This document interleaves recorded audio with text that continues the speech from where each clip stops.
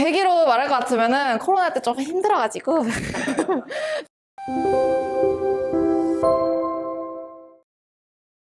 코로나가 사실 진짜 계기였어요. 왜냐면은 코로나가 오면서 이제 학원 강사로서 뭔가 학원에 가서 일할 수도 없고 약간 온라인으로 가르치고는 있지만 뭔가 내가 이왕 온라인으로 가르칠 거면은 좀 더 많은 사람들한테 내가 좀 접근을 하고 싶다.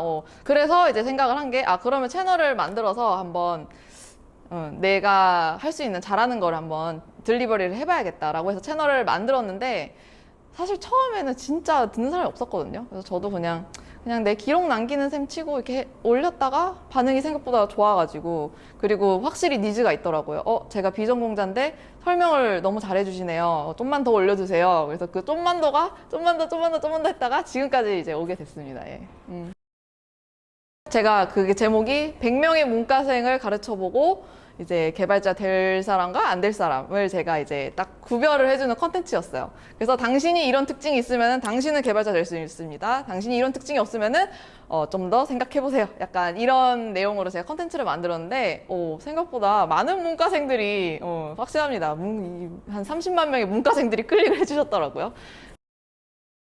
제 인생 모멘트 중에 하나인데, 제가 이제 일반 개발자로서 회사를 다니다가 제가 심심해서 가회를 했어요. 약간 저는 좀 인터랙티브? 사람들이랑 소통하는 걸 좀 좋아하는데 아무래도 개발자라는 직업은 좀 그럴 일이 좀 적잖아요. 그래서 저의 이런 스트레스를 풀고자 제가 과외를 했어요. 사실 대학생 때부터 과외를 좀 했기 때문에 그냥 여기 베트남에 있는 한국인 분들 중에 뭔가 코딩을 배우고 싶은 분들, 그때 당시엔 또 학원이 또 흔치가 않아가지고 은근히 또 수요가 있었어. 그래가지고 이제 한 2분 정도를 제가 가르쳤는데 그 중에서 한 분이 저는 이제 저한테 한 1년 정도 배우고 저는 이제 한국에 들어가서 한번 취업 준비를 해보겠습니다 이러는 거예요. 그래서 저는 사실 나한테 그냥 과외만 듣고 이게 된다고? 그래서 저는 일단 응원은 했지만 사실 뭐 그러다가 뭐 또 말겠지 이렇게 생각을 했는데, 그분이 실제로 취업을 하셔가지고 저한테 연락이 온 거예요.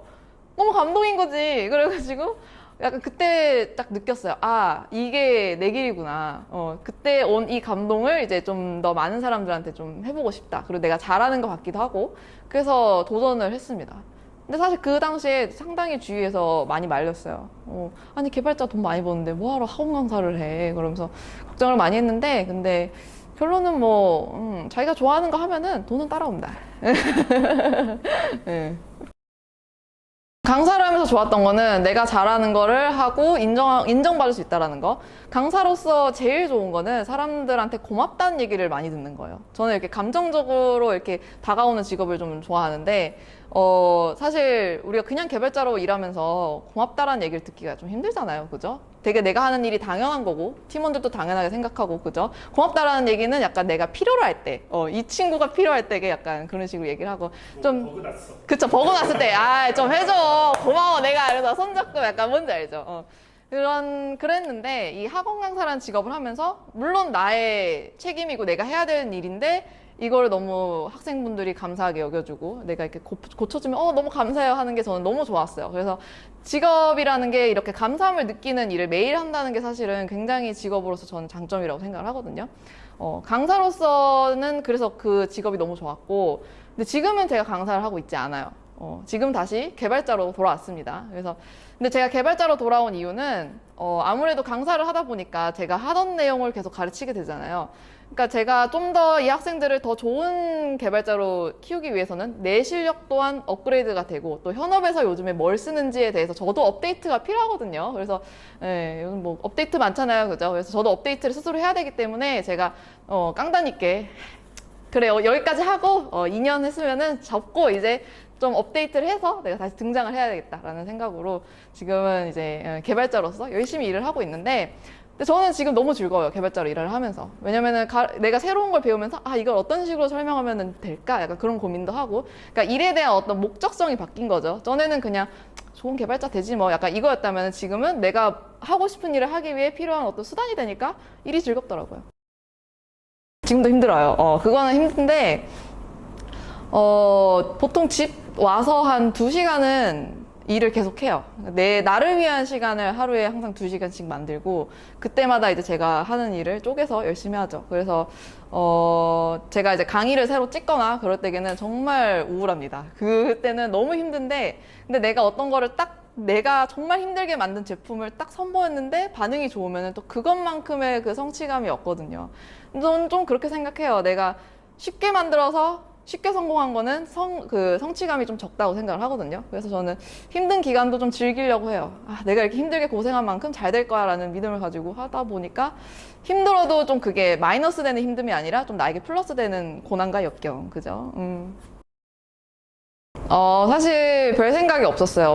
막 뭔가 의지가 있어가지고 막 왔다기보다는 제 베스트 프렌드가 제일 친한 친구가 베트남에서 일을 하고 있었는데 그 친구가 저를 불렀어요.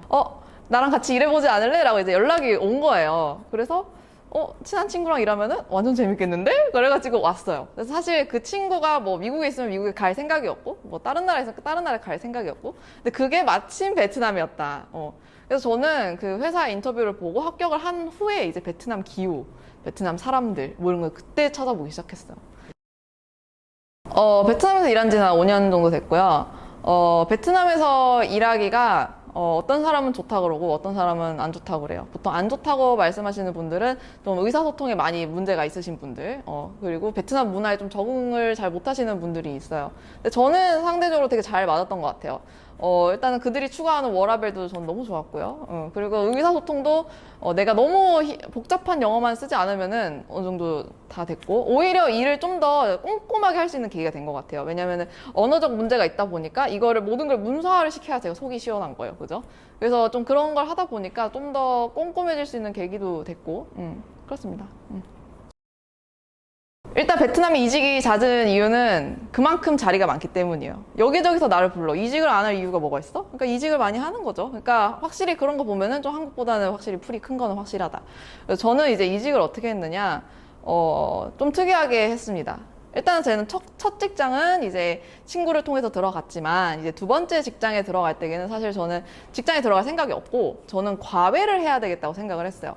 워낙에 이제 베트남에 한국인이 많다 보니까 내가 여기 있는 한국인을 가르치면 되지 않을까라는 생각으로 처음엔 아예 회사에 나와서 제가 과외로서 돈을 벌겠다라는 생각으로 이제 과외 컨텐츠를 혼자 막 준비를 하고 하다가 이제 한계에 부딪힌 거죠. 내가 혼자 하는 일에 대한 한계. 그래서 내가 아직 준비가 안 됐구나, 나올 준비가. 그래서 이제 그때부터 또 재밌는 썰이 있는데, 제가 그때 당시 에어비앤비에 방 한 칸을 빌려서 살고 있었어요. 근데 거기 호스트분이 이제 저의 고민을 이제 듣더니, 애가 맨날 뭔가 열심히 하는 것 같은데 맨날 애가 풀이 죽어 있으니까 너의 고민은 뭐니? 물어봐가지고 이제 제가 나는 혼자서 뭘 하려고 하는데 좀 잘 안 된다 이렇게 했더니 그분이 너는 혼자서 할 준비는 안 된 것 같아. 그러니까 너가 한번 학원을 알아보는 게 어떻겠니? 하면서 저한테 그때 당시 베트남에서 유명한 부트캠프 학원을 저한테 추천을 해주셨어요. 그러니까 말 그대로 그냥 구글에 찾아서 야 여기가 1등이네 여기 가봐 이게 된 거예요. 그래서 저는 직접 거기를 찾아가서 이제 문을 두드리고 뽑아달라고 했습니다. 거기서 이제 잡 오퍼나 이런 게 나와 있는 건 아니었는데 제가 그냥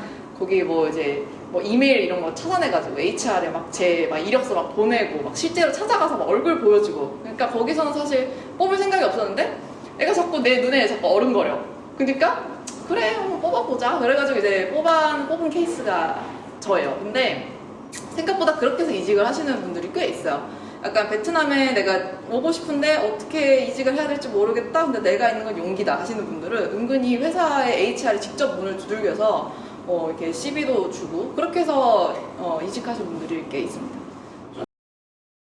제가 베트남 말고도 미국에서도 조금 살았었고, 그러니까 캐나다에서 조금 살았었고, 조금 그렇게 경험이 있는데, 그 중에서는 저는 베트남이 제일 좋았어요. 근데 이 좋았다는 게 약간 인프라적이나 이런 걸로서 좋았다기보다는 사실 그런 건 미국이나 캐나다 이런 선진국을 이기기가 힘들죠. 근데 어떤 게 좋았느냐, 이 감정적으로 사람들이 친절해요. 일단은 한국인에 대해서 굉장히 호감으로 보고, 그렇기 때문에 어떤 사람과 사람끼리 대화를 하는 데 있어서 너무 좋다라는 거. 왜냐면은 제가 미국이나 좀 캐나다에 있을 때는 저는 약간 좀 마이너한 이제 인종, 약간 그런 게 있죠. 그래서 좀 친구를 사귀는 데에서도 좀 막히는 게 있고, 소위 말하는 인종차별도 있을 수도 있고, 좀 어쨌든 살면서 좀 불안한 게 있었는데, 베트남은 아무래도 한국인이고, 내가 외국인이고, 내가 그들을 존경하는 이상 그분들도 저를 리스펙해주기 때문에 저는 베트남에 살면서 정말 사람 때문에 좋았어요, 이 나라가. 저는 추천을 합니다. 살면서 이렇게 해외에 나와서 살아보는 경험이 사실 굉장히 값진 경험인 것 같아요. 이게 확실히 한국에서만 사고하고 생각하는 거랑 베트남에 와서 사고하고 생각하는 거랑 이게 어쨌든 해외라는 공간에 왔다는 것 자체가 굉장히 나에게 많은 경험을 주거든요. 내가 하는 요 사소한 거 하나하나 한국에선 너무 당연한 건데 다른 나라에 오면 이게 너무 새로운 경험이 될 수도 있고 그렇기 때문에 저는 인생 살면서 한 번은 베트남이든 외국이든 가서 살아보는 걸 추천을 한다. 근데 베트남이 그 중에서는 나쁘지 않다. 괜찮다. 내가 살아가기에. 그래서 추천을 하고 그런 고민을 현재 하고 있으신 분이라면은 이미 이쪽에 관심이 많은 분이라고 생각을 해요. 내가 관심이 있을 때에는 일단은 안 해보는 게 안 하고 후회하는 게 해보고 후회하는 것보다 아니다. 해보고 후회하는 게 안 하고 후회하는 것보다 100번은 낫다. 그런 거죠. 그래서 이미 이런 걸 고민하고 계신 당신 일단 해봐라. 저는 그런 말씀을 드리고 싶습니다. 고민할 시간에 먼저 내가 실패를 해보고 아니면 경험을 쌓고 그 다음에 이제 결정을 해도 나쁘지 않다. 이게 바로 약간 개발 쪽의 애자일적인 사고방식. 네, 그렇습니다. 오늘 채널에 이렇게 초대를 해주셔서 너무 감사하고 오늘 저의 내용을 막 탈탈탈탈 털어가셨는데 어쨌든 이걸 보는 한 분이라도 제 영상이 도움이 되면은 저는 그걸로 너무 만족합니다. 제 채널 많이 사랑해주시고 비전공자신데 코딩을 배우고 싶다 하면은 제 채널로 와주시면 감사하겠습니다. 그러면은 오늘도 좋은 하루 보내시고 오늘도 채널의 일부가 돼주셔서 감사합니다. 빠이빠이!